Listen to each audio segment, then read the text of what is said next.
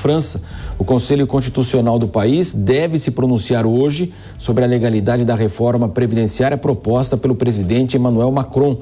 E nós vamos justamente à Europa a conversar com o Luca Bassani. Luca, expectativa de mais um dia extremamente agitado aí na capital francesa. Muito bom dia. Bom dia, Marcelo. Boa sexta-feira a todos que nos acompanham. Realmente a expectativa de que novos protestos possam acontecer nas ruas de Paris.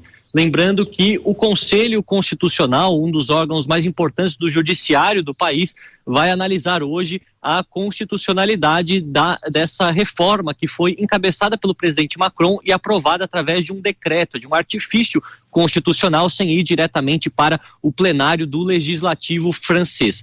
Apesar da chance ser muito pequena de uma reversão total deste caso, algumas mudanças um pouco menores em questões secundárias das obrigações do Estado, em algumas categorias de emprego, podem acontecer. Inclusive, a polícia já criou uma barreira, um perímetro em volta dessa corte para fazer com que os manifestantes não tentem intimidar os juízes, segundo a versão da polícia, além, é claro, de não se repetirem as cenas de vandalismo e de todos os problemas de confronto que nós observamos nos últimos dias. Inclusive, ontem ficou bastante emblemática a manifestação dos manifestantes na frente da sede da Louis Vuitton, talvez a mais importante empresa francesa, do empresário e bilionário, atualmente o mais rico do mundo, Bernard Arnault, dizendo que se o presidente Macron quisesse dinheiro extra em caixa, deveria ir a essa sede e falar com empresários e não aumentar a idade mínima da aposentadoria. Apesar de dividir opiniões dentro da sociedade, muitas pessoas serem contra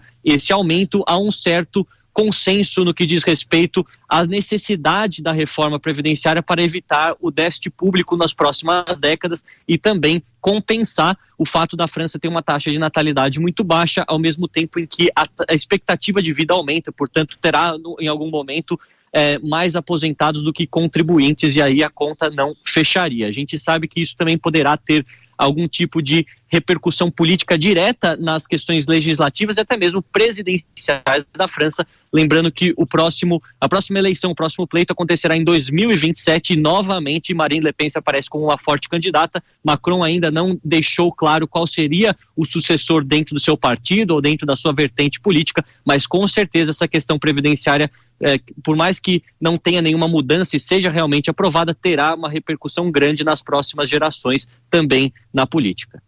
Luca Bassani, eu peço que você continue conosco, porque nós vamos continuar a falar sobre esse tema. Vamos conversar agora com o professor de Relações Internacionais da Universidade Federal Fluminense e pesquisador de Harvard, Vitélio Brustolin. Muito bom dia ao senhor.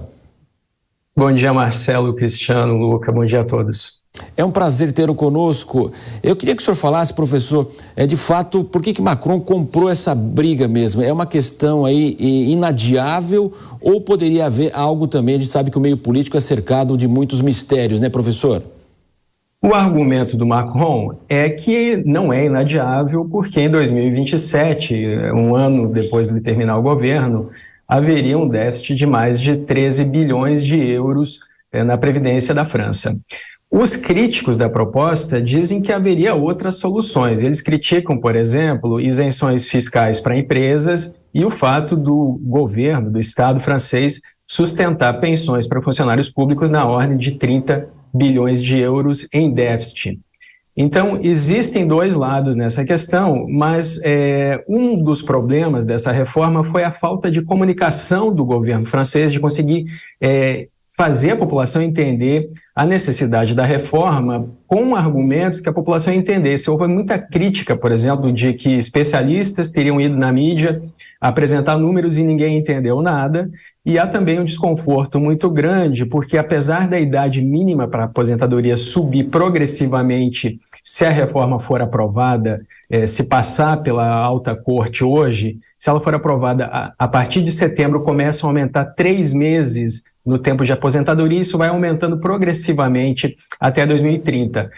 Mas as pessoas, elas têm que trabalhar ainda muito tempo para conseguir uma aposentadoria integral. Então existe um desconforto, não só com a falta de entendimento da necessidade da reforma, mas também com a necessidade de trabalhar muito mais para poder conseguir uma pensão integral.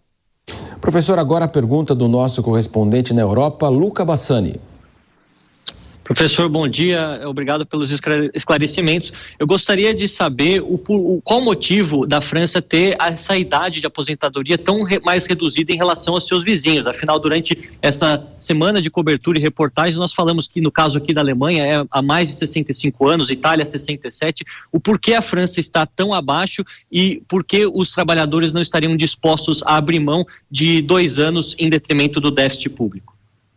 Esse estado de bem-estar social sempre foi um motivo de orgulho da França, desde dos valores da Revolução Francesa, de igualdade, liberdade e fraternidade, até o orgulho das pessoas de vender o seu trabalho para poder ter liberdade, para poder conseguir sustento e se aposentar e aproveitar a vida.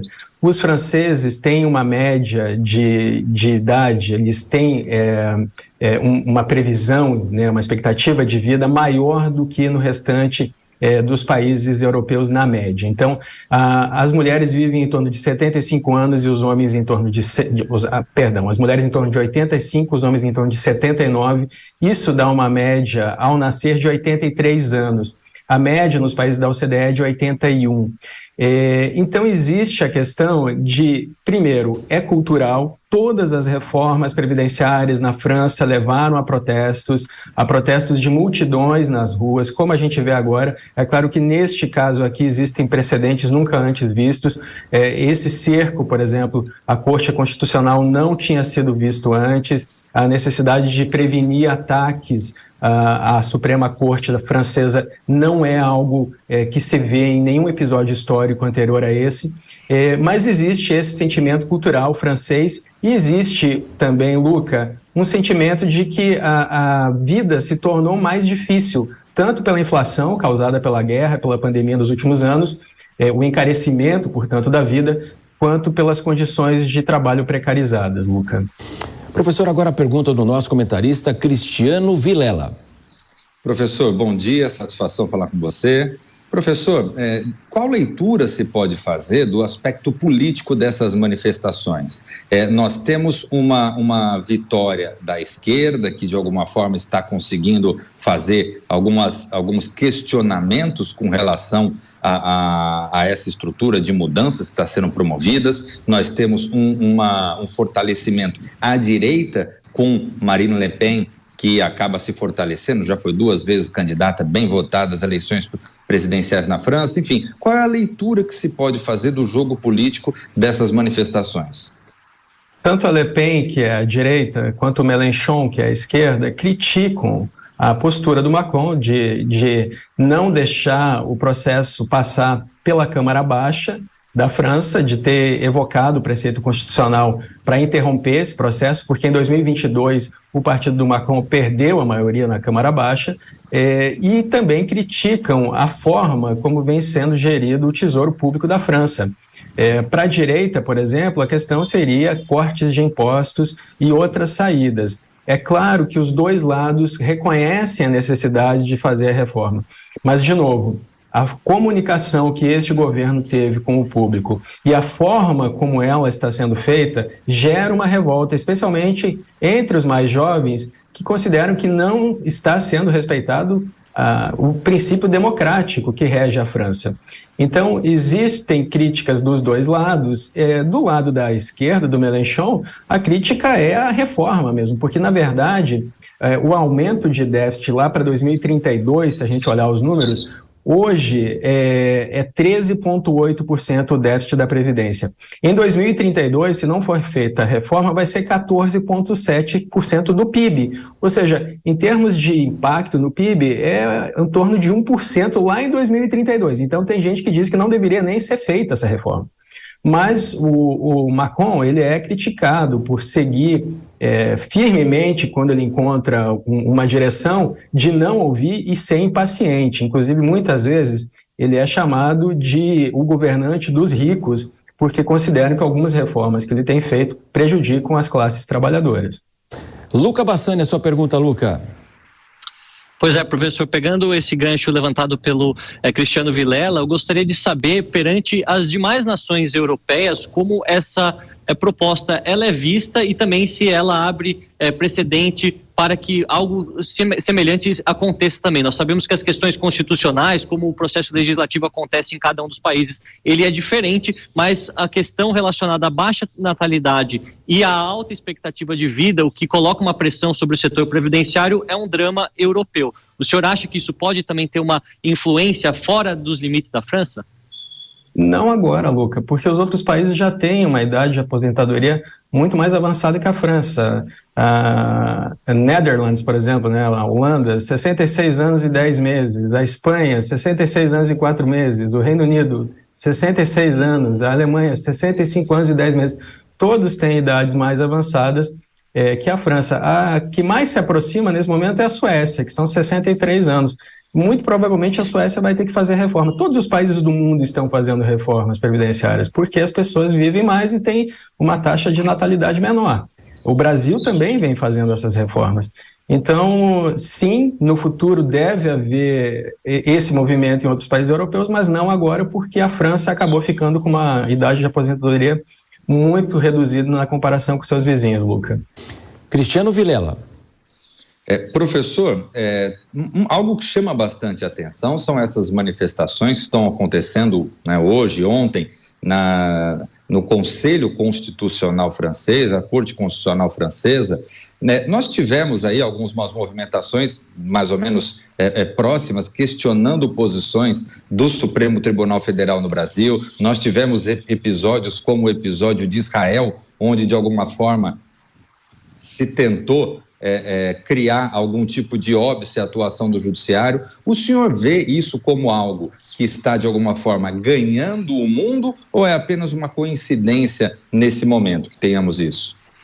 A Corte Constitucional Francesa ela é diferente das outras que você citou. Por exemplo, ela foi criada junto com a 5ª Constituição, lá em 1959, para garantir a Constituição, mas ela é menos política na comparação com a Suprema Corte dos Estados Unidos ou com o Supremo Tribunal Federal do Brasil, por exemplo. O caso de Israel é um caso à parte, porque Israel só tem uma Câmara do Legislativo, ou seja, não existe Senado, e o governo é formado por essa Câmara. Então, o único contrapeso para o governo é a Suprema Corte de Israel. Se perder esse contrapeso, o primeiro-ministro fica com direitos praticamente ilimitados. É justamente esse o problema de Israel nesse momento. Ninguém quer que isso aconteça. No caso da França, a corte é mais técnica. E isso é um dos motivos que preocupa, porque a corte hoje ela pode tomar 3 caminhos mais prováveis. O primeiro é deixar a reforma passar como ela está, e aí ela entraria em vigor em setembro. O segundo é fazer pequenos ajustes em alguns pormenores da reforma, direitos para determinadas classes de trabalhadores, por exemplo. Existe uma proposta da reforma que beneficiaria empresas que contratassem pessoas com mais de 55 anos, justamente para beneficiar, né, para fazer um ajuste, para fazer com que as empresas queiram contratar pessoas mais velhas. A Suprema Corte pode considerar isso injusto e inconstitucional. Existe também a possibilidade da Suprema Corte derrubar completamente a proposta de reforma, o que é muito improvável, porque teria que ter sido feita errada desde o início, que não parece ser o caso. E existe uma proposta da Corte levar isso para um referendo, para a população ser consultada. Só que isso nunca aconteceu na história da Corte francesa. Professor, então a tendência é que permaneça esse cenário, mas hoje esse episódio vai marcar então, claro, a eleição futura francesa. Deve marcar. O Macron está no início do mandato, né? Ele entrou em 2022, né? Então, sim, é possível que ele não consiga fazer um sucessor lá na frente, mas ainda é muito cedo. Ele está aproveitando o início do mandato para fazer reformas, o que geralmente governos fazem governos recém-eleitos. Mas talvez no futuro, se a reforma passar, as pessoas olhem para esse episódio como algo triste, mas que foi necessário. E talvez culpem para sempre o Macron por ter insistido nesse ponto, especialmente pela forma como está sendo feito. Professor Vitélio Brustolin, muito obrigado pela participação do senhor. Claro que vamos ouvi-lo novamente aí para entender toda essa questão e também o que vai acontecer a partir de hoje. Muito obrigado, professor. Obrigado a vocês. Contem comigo. Muito bem, agora nós